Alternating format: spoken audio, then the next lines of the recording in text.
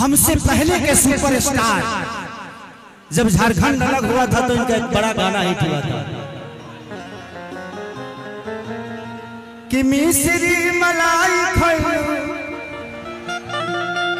हमारे आनंद बाबा ने उस गाने को गाया था कि मिश्री मलाई खैलू खैलू काला कंद अब का खैलू सकरकंद अलग भइल झारखंड अब का खैलू सकरकंद। तो लभी बाबा का प्यार अटूट है, ये हमारे बीच में है, हमारे लिए कम गर्व की बात नहीं। ऐसे महापुरुष बहुत कम पैदा होते हैं और हम सबके बीच में हैं। इससे बड़ा उत्सव हम सबके लिए कुछ नहीं हो सकती। तो बस लवी एक लास्ट भजन गाऊंगा, उसके बाद आप सबका वही चीजें जो आप चाहते हैं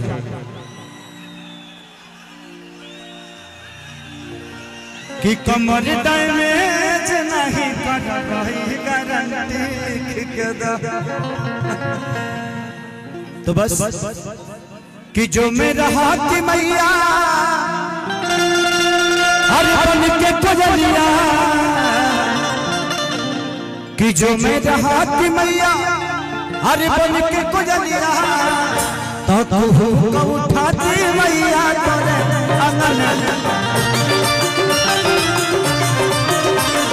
उठाती मैया तोरे अंगन में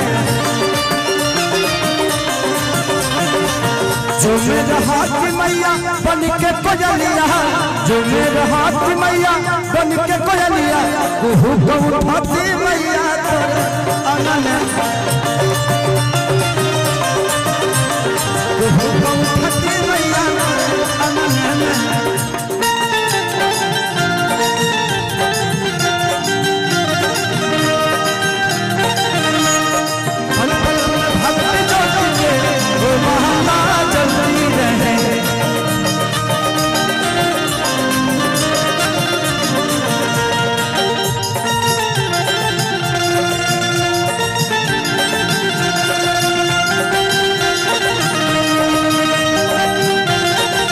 बाबा को बैठाओ।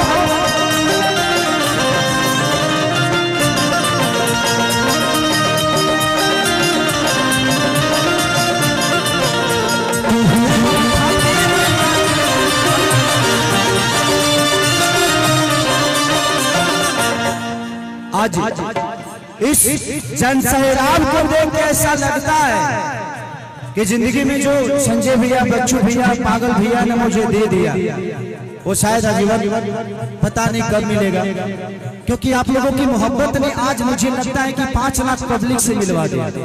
जब मैं आ रहा था तो पूरा रोड जाम था, यहाँ आने के बाद कैसे कैसे आप लोग यहाँ तक, लेकिन उससे बड़ी बात आपकी व्यवस्था बड़ी प्यारी है, यहाँ के प्रशासन बड़ी प्यारे हैं, यहाँ के हमारे बाउंसर बड़े प्यारे हैं। वो अलग बात है कि लोग अपना वीडियो बना रहे हैं अपना काम धंधा छोड़ के। सिकिया के बिन आसन लगई थी वही माई तो है बैठी थी।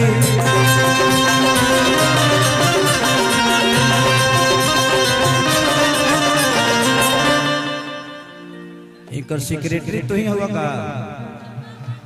अरे हाँ भौजी अब बुझा गई कि रात रात भर कहाँ बात करे ले, तोहरे से बतियावे ले। सिकिया के बिन आसन लगई थी वही पे माई तो है बैठी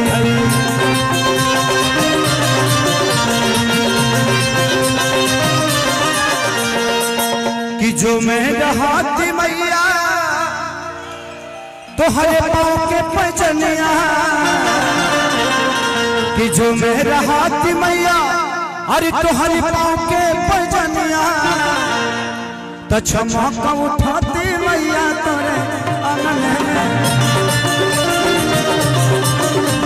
क्षमा का उठाती मैया तोरे अंगन में।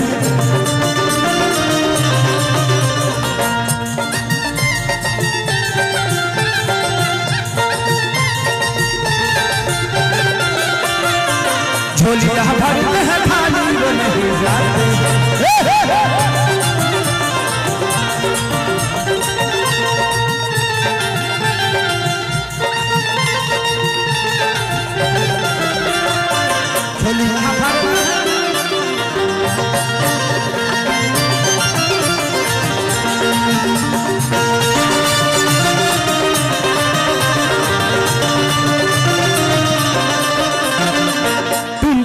खेसारी करे गुहारी हो पूजिले मैया चरनिया तुहार हो।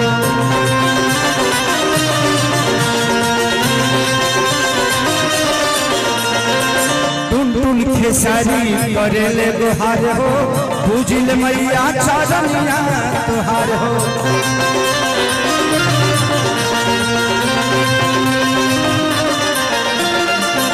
कि जो मेरा हाथ मैया तो हर माथे के बिंदिया, कि जो मेरा हाथ मैया